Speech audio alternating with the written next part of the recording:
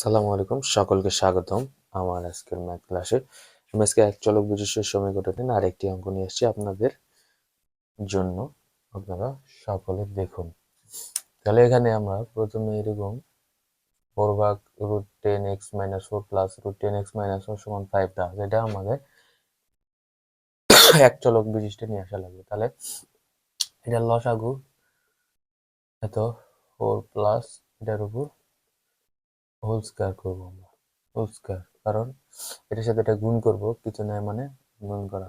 তারপর তোর প্লাস স্কোয়ারের রুটে কাটা যায় রুটটা, তারপর নিচে যেটা আছে সেটাই লিখবো, 10x-4 সমান 5।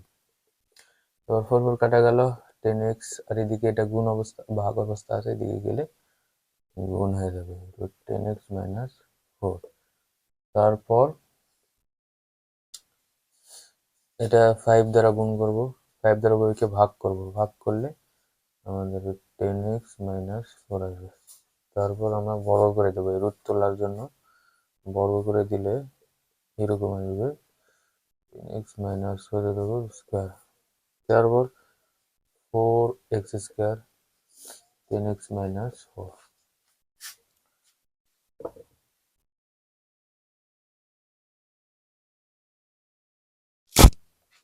4x² আমরা এখন 2 দ্বারা ভাগ করব। 2 দ্বারা ভাগ করলে আমাদের আসবে, উভয় পক্ষকে 2 দ্বারা ভাগ করব, 10x-4 ভাগ 2। এটাকে ভেঙে নিই, এটা ভাঙলে আমাদের আসবে 2 দ্বারা করলে 5x-2 ভাগ 2।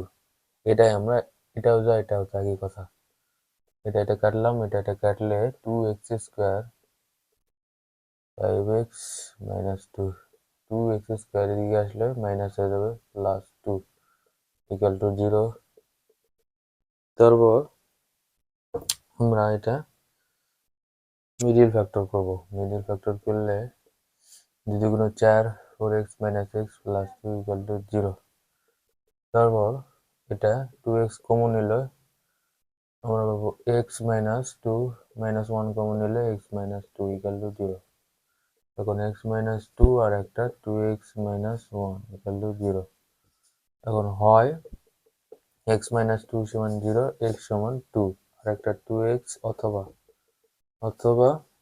2x-1 ইকুয়াল টু 0, 2x সমান 1, এদিকে 1 পার করলে x সমান হাফ।